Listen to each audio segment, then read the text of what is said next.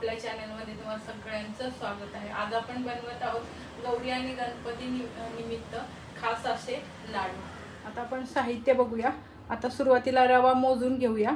काजू, बेदाणे आणि वेलची आणि बदाम आणि तूप घ्यायचं आहे आणि चण्याचं पीठ। तर सुरुवातीला आपण रवा मोजून घेऊया।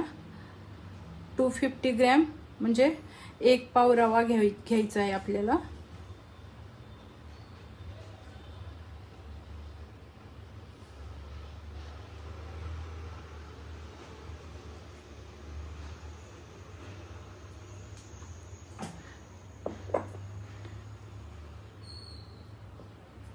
आपण इथं 1 पाव रवा घेतला। आता आपण तूप सुद्धा मोजून घेतलेलं आहे। तूप अर्धा पाव घेतलेलं आहे आणि आता चण्याचं पीठ घेतोय आपण 1 पाव।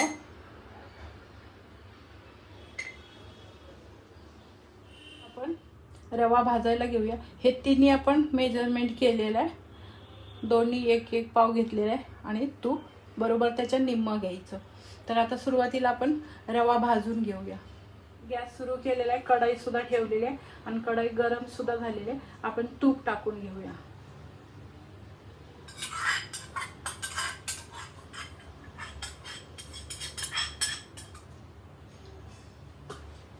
आपण आता तूप गरम झालेले रवा भाजायला घेऊया।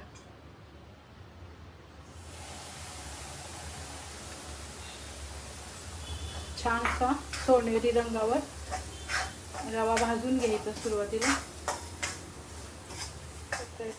इथे आपण स्लो गॅसवर 5 मिनिटं रवा भाजलेला आहे। एकदम छान फुलायला लागलेला आहे। अजून 5 ते 7 मिनिटं आपण स्लो गॅसवर भाजणार आहे। छान आपला रवा बऱ्यापैकी अगदी भाजला, कलर सुद्धा चेंज झालेला आहे। आता आपण त्यामध्ये चण्याचं पीठ टाकतो। हे साधं रेग्युलर दळलेलं पीठ आहे, भाजलेलं वगैरे काही नाही। तर आता त्याच्यामध्ये भाजून घ्यायचं आहे आपल्याला रव्यातच। आपला रवा निम्मा भाजून झाला छानपैकी तरच त्याच्यानंतरच आपल्याला हे चण्याचं पीठ मिक्स करायचं आहे, कारण ते लवकरच भाजलं जात आहे ना। आणि गॅस स्लो करायचा आता एकदम आणि मगच भाजून घ्यायचं, कारण खाली लागू शकतं।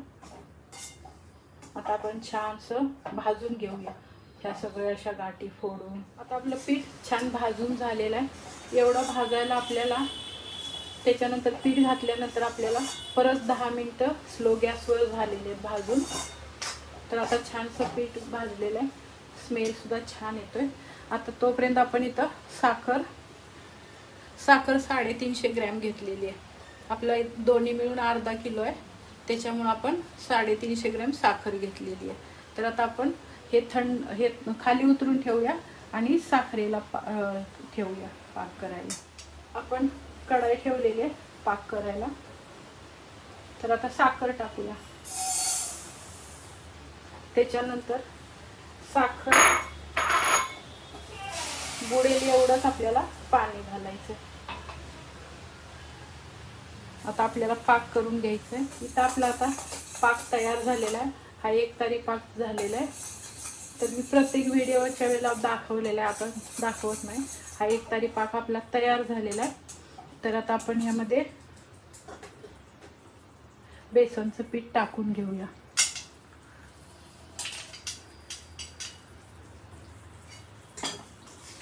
गॅस बंद करूया आणि हा पाक आहे तो यामध्ये टाकून घेऊया।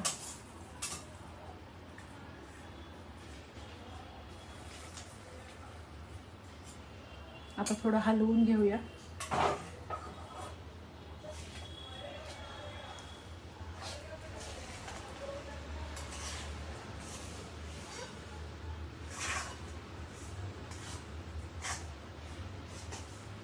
आणि आता राहिलेला सुद्धा टाकून घेऊया।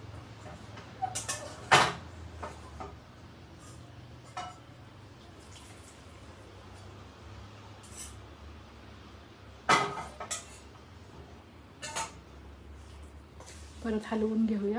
छानसं आता हलवून ठेवूया आणि अर्ध्या तासाने आपण हे लाडू बांधायला घेऊया. त्याच्या अगोदर आपल्याला आता ह्याच्यामध्ये ड्रायफ्रुट्स टाकायचे, तर हे आता बाजूला ठेवूया. आता आपण यामध्येच ड्रायफ्रुट्स टाकून घेऊया. मी हे काजू आणि बदाम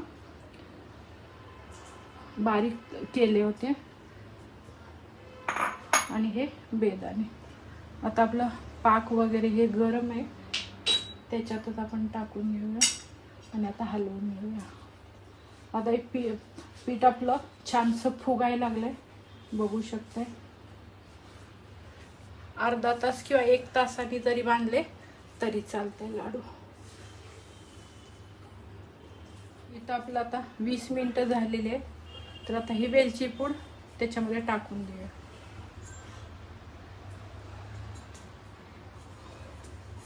आणि आता छानसं हलवूया आणि परत एक 10 मिनिटांनी बांधायला लाडू घेऊया. आता आपण लाडू बांधायला घेऊया. पूर्ण आता हे गाठी वगैरे त्याच्यातल्या मोडलेल्या आहेत. आता आपण लाडू बांधायला घेऊया.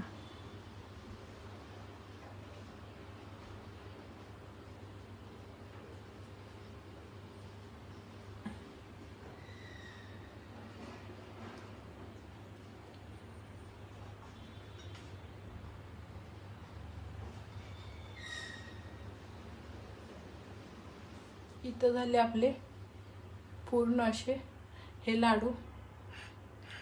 तर आता गौरी गणपतीसाठी आपले हे लाडू आता सज्ज झालेले आहेत नैवेद्यासाठी. पटकन होणारे लाडू. इथं झाले आपले चणा डाळ आणि रव्याचे पटकन होणारे लाडू. तर ही रेसिपी तुम्हाला कशी वाटली मला कमेंट करून सांगा. आपल्या चॅनलला लाईक करा, शेअर करा, सबस्क्राईब करा. धन्यवाद.